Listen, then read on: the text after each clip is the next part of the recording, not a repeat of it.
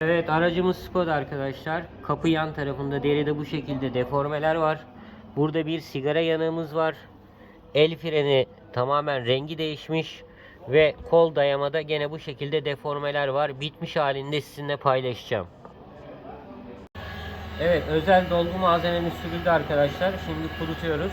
Diğer aşamaları da gene çekeceğim. Evet, şu anda boya öncesi bantlama çalışmalarımız da yapılıyor.